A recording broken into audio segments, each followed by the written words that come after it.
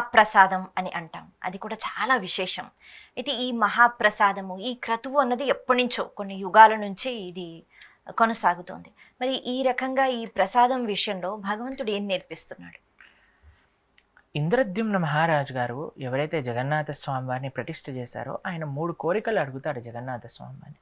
ఒకటి, అయ్యా నువ్వెప్పుడు నిద్రపోకూడదు, అంటే నిరంతరము కూడా నీ భక్తులకు దర్శనం ఇస్తూనే ఉండాలి. అందుకే మీరు ఆలయాల్లో చూసారనుకోండి, భగవంతుడి యొక్క అలంకరణ చేసి దర్శనం ఇస్తారు. అలంకరణ చేశాక కర్టెన్ తీసి దర్శనం ఇస్తారు. కానీ జగన్నాథ క్షేత్రంలో అలంకరణ తీసేయటం, అలంకరణ వేసుకోవటం అంతా భక్తుల ముందే జరిగిపోతుంది అనమాట. నైవేద్యం కూడా భగవంతుడికి పైన ఒక పరదా వేసేస్తారు, నైవేద్యం పెడుతూనే ఉంటారు, జగన్నాథుడి దర్శనం అవుతూనే ఉంటుంది. చాలా కొద్ది సమయం వారికి మాత్రమే గుడిని మూసేస్తారు, లేకపోతే నిరంతరము దర్శనాలు జరుగుతూనే ఉంటాయి అన్నమాట. ఎందుకంటే అది ఇంద్రద్యుమ్న మహారాజు గారి యొక్క కోరిక. రెండో కోరిక ఏంటి అంటే, అయ్యా నీ చేతులు ఎప్పుడు తడి ఆరకుండా ఉండాలి, అంటే ఎప్పుడు ఏదో ఒకటి తింటూ ఉండాలి, చేతులు కడుక్కోగానే ఇంకో నైవేద్యం వచ్చేయాలి, తడి ఆరే లోపలే ఇంకో నైవేద్యం రావాలి అని ఆయన కోరిక. ఆయన కోరిక మన్నించడానికి భగవంతుడు అక్కడ క్షేత్రంలో, జగన్నాథ క్షేత్రంలోనే భగవంతుడు నైవేద్యములను స్వీకరిస్తారు అని ఒక్కొక్క క్షేత్రంలో ఒక్కొక్కటి చేస్తారని చెప్తారు భగవంతుడు. శ్రీరంగ క్షేత్రంలో పడుకుంటారు, బద్రీలో తపస్సు చేస్తారు, అయోధ్య నుంచి రాజ పరిపాలన చేస్తారు, ద్వారకలో అలంకరించుకుంటారు, ఇలా వివిధ క్షేత్రములలో చెప్తారన్నమాట. అలా పూరీ క్షేత్రంలో భగవంతుడు నైవేద్యాన్ని స్వీకరిస్తాడు. ఎంత నైవేద్యం ఎంత నైవేద్యం అని అంటే, ప్రతిరోజు 6 పూటలు ఆయనకి చప్పన్ భోగ్ అని 56 రకాల నైవేద్యములు చేసి పెడుతుంటారు. ఎన్ని లక్షల మంది జగన్నాథ క్షేత్రానికి వెళ్ళినా అంతమందికి సరిపడా నైవేద్యములు తయారు చేసి భగవంతుడికి నివేదన చేస్తూ ఉంటారు. మనకి చాలా విశేషాలు మీరు వినే ఉంటారు. కుండ పైన కుండ పెడితే పైన కుండ మొట్టమొదటిగా ఉడికిపోయి మెల్లగా ముందు వస్తుంది. మీరు నమ్మరు, సుమారుగా 1000 మంది కేవలం భగవంతుడి యొక్క నైవేద్యములు తయారు చేస్తూ ఉంటారు అక్కడ. 1000 మంది, 500 మంది కూరగాయలు కట్ చేయటము, నీళ్లు తీసుకోవటము, పాత్రను సిద్ధం చేస్తే 500 మంది వంట చేస్తూ ఉంటారు అక్కడ నిరంతరం. కాబట్టి చాలా విశేషమైన క్షేత్రం జగన్నాథ క్షేత్రంలో మహాప్రసాదం. కేవలం ఆ మహాప్రసాదాన్ని స్వీకరించడానికి ఇంద్రాది దేవతలందరూ కూడా వచ్చి స్వీకరిస్తూ ఉండేవారు. కాబట్టి ఆ ఆనంద్ బాజార్ అని అంటారు జగన్నాథ క్షేత్రంలో.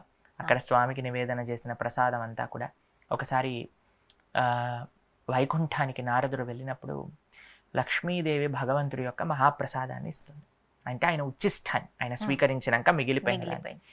అయితే నారదుడు ఎంతో ఆనందపడి ఎంతో ఆహ్లాదకరంగా నృత్యం చేస్తూ నాకు ప్రసాదం వచ్చింది, నాకు మహాప్రసాదం వచ్చింది, నాకు మహాప్రసాదం వచ్చింది అని వెళ్తూ ఉంటే పాపం అక్కడ ఈశ్వరుడు కనిపిస్తాడనమాట.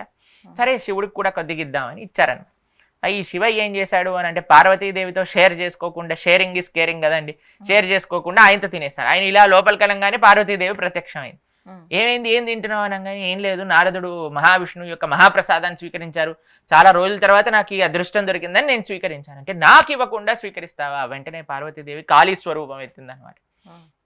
అప్పుడు చాలా పెద్ద గొడవ అవుతూ అవుతూ అవుతూ నారాయణుడు వచ్చి, అమ్మ ఏం కంగారు లేదు, నా క్షేత్రములో ఫస్ట్ నేను ప్రసాదాన్ని స్వీకరించాక నెక్స్ట్ నీకే ఆ ఉచ్చిష్ట మహాప్రసాదాన్ని నివేదన చేస్తారు అని చెప్తే, జగన్నాథ క్షేత్రంలో ఇప్పటికీ కూడా జగన్నాథ స్వామి వారికి నివేదన చేశాక విమలాదేవి అని పార్వతీదేవికి నైవేద్యం జరుగుతుందన్నమాట. పరమ భక్తురాలు, భగవంతుడి యొక్క పరమ భక్తురాలికి ఫస్ట్ నివేదన చేసి దాని తర్వాత అందరికీ అందించడం జరుగుతుంది. చాలా విచిత్రాలు ఉన్నాయండి అక్కడ. వంట చేసే విధానం కానీ, ఎటువంటి ఫారెన్ ఐటమ్స్ అక్కడ యూజ్ చేయరు. ఆలు కానీ, టమాటో కానీ, క్యాబేజ్ కానీ, మిర్చి కానీ ఏం యూజ్ చేయరు. ఏదైతే ఫారెన్ ల్యాండ్ నుంచి వచ్చిందో ఓన్లీ భారతీయ దేశీ కూరగాయలు మాత్రమే భగవంతుడికి నివేదన చేస్తారనమాట. అది కూడా మట్టి కుండలలో, ప్రతిరోజు కొత్త మట్టి కుండలలో నివేదన తయారు చేసి కట్టె పొయ్యిల పైన నివేదన చేసి, అది కూడా ప్రతిరోజు ఒక యజ్ఞం చేసి ఆ యజ్ఞంతో కలిపిన అగ్నితో ప్రజ్వలింపజేస్తారనమాట. యొక్క చూల అంటారు కదా, వాటన్నిటిని చేసి ఒక నూతి ఉంటుంది పక్కనే, ఆ నూతిలో నుంచి నీళ్లు తీసుకొచ్చి ఏ ఎలక్ట్రానిక్ మెషినరీ వాడరు, అన్నిటి కట్టింగ్ గ్రైండింగ్ అన్ని చేత్తోటి చేసేసి వాటన్నిటి రకరకాల నైవేద్యాలు భగవంతుడికి, కణిక అని, మీఠా దాల్ అని, తర్వాత బేసర, మొహర, ఇవన్నీ చాలా విశేషమైన నైవేద్యాలు భగవంతుడికి సమర్పణ చేసి, అక్కడ మీరు చూసారనుకోండి కిచెన్లో నుంచి బయటికి రాగానే పైనుంచి ఒక ఇలా ఉంటుంది, ఒక పాత్లా ఇలా వస్తుందన్నమాట. పైన అంతా కవర్డ్గా ఉంటుందన్నమాట. ఎందుకంటే జగన్నాథుడి యొక్క నైవేద్యం తయారు చేశాక ఎవరు చూడకూడదు దాన్ని, సూర్యుడు కూడా చూడకూడదు, డైరెక్ట్గా అది గుళ్ళోకి వెళ్ళిపోతుంది అనమాట. కింద ఇలా జగన్నాథుడి యొక్క నైవేద్యాలన్నీ వెళ్తూ ఉంటే ఇలా లోపలికి, భూమి లోపలికి ఒక శివలింగం ఉంటుంది. ఆయనని అగ్నీశ్వరుడు అంటారనమాట. ఆయన ఏం చేస్తారు అని అంటే, బై మిస్టేక్ ఏదైనా ఉడకకుండా జగన్నాథుడి యొక్క నైవేద్యం వెళ్తూ ఉంటే కింద నుంచి ఆయన ఉడికించేస్తారనమాట. అందుకే ఆయన పాతాళంలో ఉంటారు. అక్కడ నుంచి అగ్నీశ్వరుడు అని ఉడికించి ఆయన ముందుకు పంపించేస్తారనమాట. ఏది కూడా ఉడకంది కూడా జగన్నాథుడికి నివేదన చేయకూడదని అంత నిష్టగా శివుడి కింద కూర్చొని ఆ సేవ జగన్నాథుడికి చేస్తూ ఉంటాడనమాట.